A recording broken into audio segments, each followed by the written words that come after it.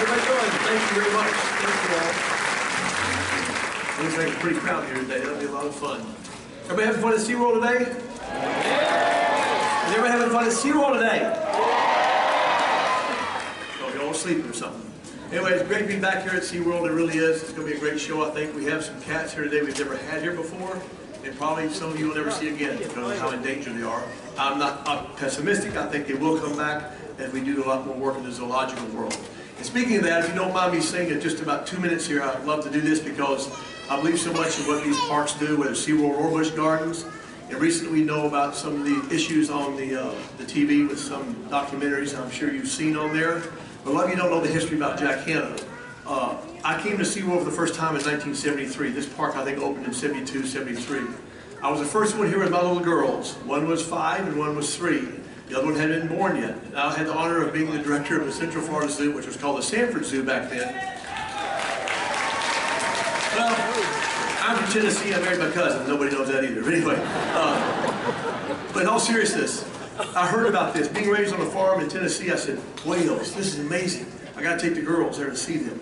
Never seen a whale, never knew what a whale even was, obviously. I go here and I see that, and you know something? To this day, my girls were too young, I can tell you about that day and exactly what happened then. And that's what I've followed ever since 1973. I had 4 employees at the Central Florida Zoo. Now I'm at the Columbus Zoo for 35 years, where we now have an incredible, one of the largest #1 zoos in the country, like a lot of zoos today are. When I go back to what we're talking about here with this documentary, folks, it's amazing right now, and I've asked the family if I could do this. Steve Irwin was a friend of mine, all right? Lost his life doing what he loved to do, but knowing full well that Steve educated tens of millions of people. Dawn's family's here today. As you know, Dawn gave her life here at SeaWorld.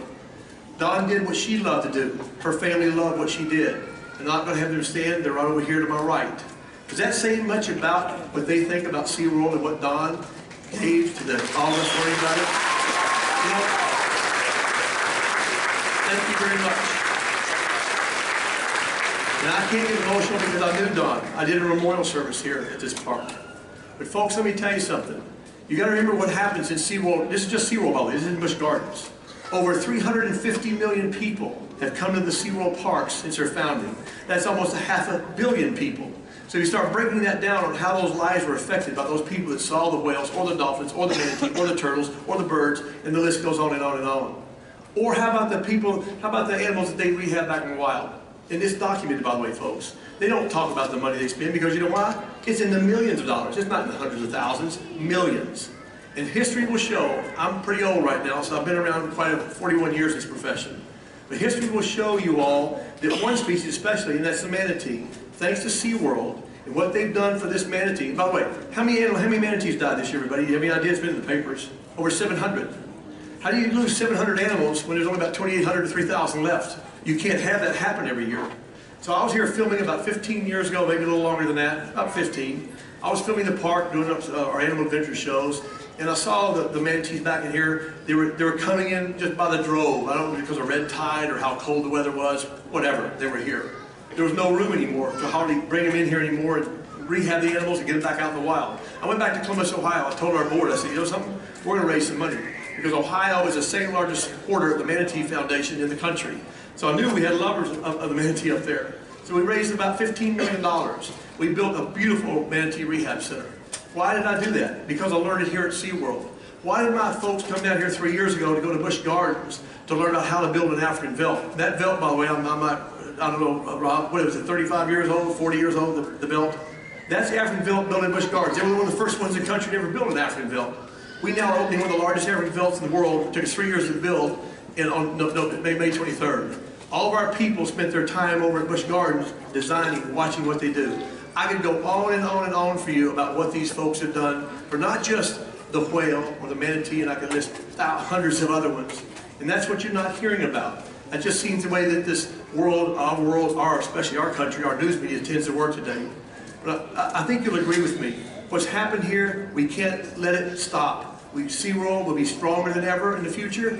Because I'll be here with them along with many of you, millions of people out there, because I want my kids, my great-grandkids, to be able to see the killer whale. I'll leave it in one thing. If you saw the end of that documentary, you saw 5 folks that were on that, the Rex employees here. You saw them on there enjoying the killer whales in Alaska. That's how they ended the whole show, those beautiful smiles they had, seeing those beautiful whales out there in the wild. That's great, isn't it? And before I say what I'm going to say, do you realize that 95 to 98% of our animals at these parks and the zoos throughout the country, our country, come from other zoos? They don't come from the wild. If I need to have a giraffe or a cheetah or a lion, or I'm going to South America if you want me to, I can take my veterinarian. I can collect the eggs or the sperm from the animals. And vice versa, I can take those animals also back into the wild, which we've done many times. So that's where I'm coming from. That documentary ended with those folks seeing that. Well, Rob and some folks sitting out here right now, we took some folks up to Alaska Glacier Bay about 18 years ago. These were killer whale trainers who had never seen the whale in the wild. And one lady, Laura, she was here earlier, was sitting on the front of that little research vessel we were on, just watching. It was 6 o'clock at night, I'll never forget it. We were filming some whales over here. I looked over there and there was Laura on the front with tears coming down her eyes and seeing that whale for the first time. And as I ended that debate with those folks, I looked at those people on the, whatever, sitting there talking about this documentary. I was saying, you know, that was great you got to take those 5 people out there, wasn't it? But you know something? 1/10 of 100% of the people in this country will ever see a killer whale, or any kind of whale in the wild for that matter. So that's what SeaWorld does. It teaches you several things. The number one word it teaches you is you're educated, but number 2, more than anything, is the word love. If you can't love something, folks, your family, our animal world, then you sure can't save it. And that's what they teach you here, that one important word, L-O-V-E. And that's why I'm here today, and that's why I'll continue to be here till the end of this thing will start picking up. You watch. The SeaWorld family is too big. They've done too many great things. So just remember not that Jack Hanna knows everything. I don't. I speak from the heart. Some people say, oh, I get paid. I do a lot of stuff I don't get paid for these parks. I get paid by going to another television series. I love these parks. I know what they represent. I know what it means to your kids and your kids' future. So a round of applause, not for Jack Hanna, but for these parks who really lived with us the last few months. We've done a fantastic job. Anyway, thank you very much. Thank you on behalf of SeaWorld.